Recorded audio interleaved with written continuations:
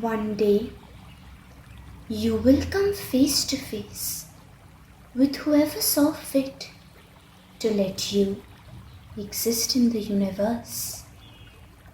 And it is then that you will have to justify the space you have filled. Hence, every year I have to stand here and watch my Creator sink back to make space for me. For me, because truly I do not know how to justify my cynical existence. This vicious cycle, repeated each year, makes my heart pound. Every drum beat seems like a blow to my monotonous existence. Every chant, a ripple to my still mind. Mortals go silently, and therefore it is only fit for our goddess to go with the luxury of extravagance, joy, and happiness, with the promise that she will return again. And once this celebration ends, silence, only silence will greet us. But today, we are together, celebrating the retreat of our goddess. Silence being the last thought in any of our minds. When it was silent before, the roaring of the waters and the people overpowered it. The waters were always there, flowing from high to low, carrying and washing away all the items of the festivities. In turn, they carried my wishes too. As a little girl, dear mother, I dreamt of so much: a loving husband, a caring family, being comfortable, if not happy. When I was a little girl, dear mother, you were not only my idol, but also my savior, a person who would somehow fulfill my dreams. I remember the soothing touch of the waters, how they would flow into my hands and then flow away again, before I could even fathom that I had to grasp or keep it. It was the soft melody emitted by the waters that used to calm my racing heart amongst the roaring crowds. Everyone would go mad, trying to catch a last glimpse of your face. Your face, dear mother, is unforgettable. Red and vermilion hues painted your face, with sweets plastered onto you. There was also an array of flowers, ranging from reds and pinks to whites and purples and yellows. It's foolish, beautiful, that we offer you flowers. For should we all die, flowers will prosper.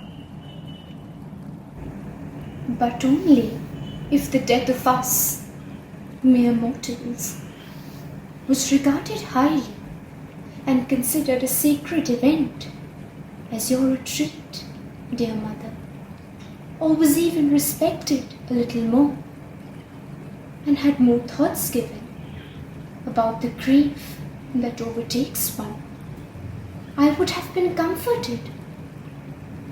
But unlike you, I was left alienated. Nobody was there to comfort a mortal woman whose husband had just passed away.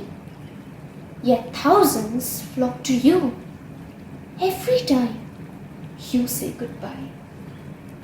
Doesn't a mortal who has limited time deserve soothing words and gentleness, like an immortal who even after drowning promises to return every year? Immortals don't die. They are respected and well looked after. And sometimes it makes me question, is the soul of an idle immortal who returns every year with no promise of good, but only joy and festivities, more important and more cherishable than those innocent mortal souls who are taken for granted in the cruel, limited time they exist?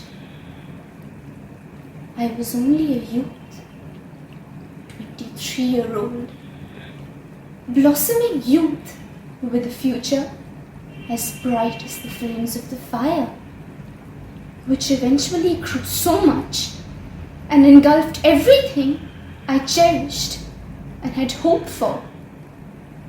You are an ancient. You must have created and seen so many youths in your time. Does it not matter how much pain they go through, dear mother? Did my husband pass on to your realm and act as your server now? A server offering service, an ethereal kind, which apparently is not possible to do on earth? Does he serve you food, dear mother? Tend to all of your needs? Is he punished for not listening and ignored when he correctly performs? Has he devoted his soul to service, like I had devoted mine to him? Answer me. Answer me. All these years, every time I pray, I kneel, I bow, I worship, and every time you have greeted me in silence and sunk into the rippling waters. Does it feel good, dear mother, knowing your children suffer to devote themselves to you and get nothing in return except for more pain? Does it satisfy your hunger, knowing you submerge yourself into the very same river which carries the ashes of the ones who burned their own flames out so you can have unmelted candles? The rivers which gives and carries life also carries death. Dear mother, does it feel good adding to the ladder of the half every year?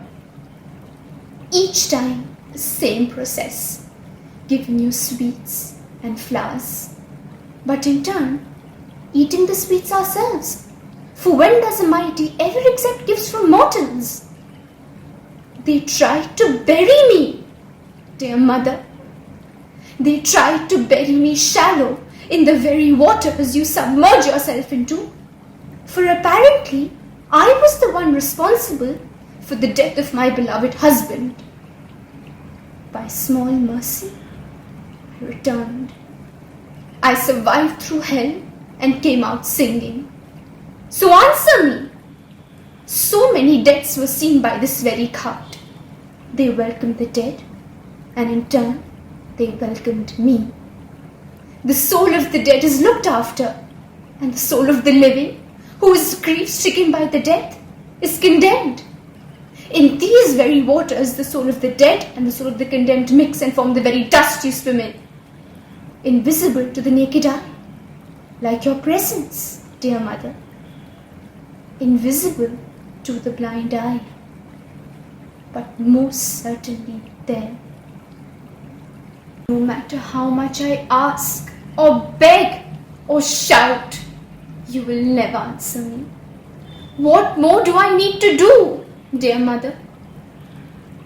Those bangles, once my husband had crafted specially for me, have been given to you. I could never wear them, dear mother. So I hope, as a married woman, they stand out on your divine hands.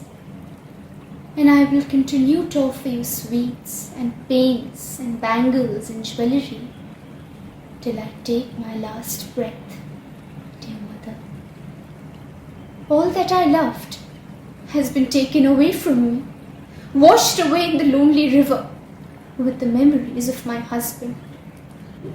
I have nothing left of value. All my devotion is to you, dear mother.